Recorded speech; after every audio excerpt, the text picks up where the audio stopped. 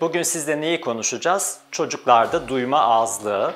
İlk akla gelen kulak kiri. Yani buşon. Tedavisi gayet kolay. Damla vererek, sonrasında aspiratörle yani vakumla temizleyerek ya da küçük hastamız koopere ise burada kendi aletlerimizle temizleyerek sorun anında çözülebilir. İkinci en sık sebep orta kulak iltihapları. Maalesef çocukluk çağının olmazsa olmazı diyebileceğimiz her çocuğun gençlik dönemlerinde, çocukluk dönemlerinde yaşadığı problemler. Özellikle iritim tipi duyma azlıklarının en sık sebebi bu grup. Yani orta kulakta sıvı birikmesi diye de adlandırılan daha ziyade alerjik çocuklarda, burnu tıkalı, geniz eti büyük çocuklarda gördüğümüz bir durum. Tabii öncelikle ilaç tedavisiyle bir yol alıp ardından düzelmezse kulak tüpü yerleştirilmesiyle bu süreç geri çevrilebilir. Burada en önemli şey vakit kaybetmemek ve bu kaybın, duyma azlığının kalıcı olmasına izin vermemektir. Üçüncü en sık gördüğümüz duyma kayıpları da maalesef sonuçları daha vahim olan doğuştan gelen ya da genetik bir takım duyma sorunları.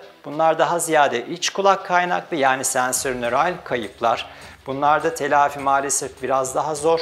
Erken tanı çok önemli. İşitme cihazı uygulamasına erken başlamak çok önemli. Mutlaka çocuklarımızın duymasıyla alakalı bir şüpheniz varsa bir kulak burun boğaz hekimi ya da bir pediatri hekimine mutlaka başvurun. Hoşça kalın.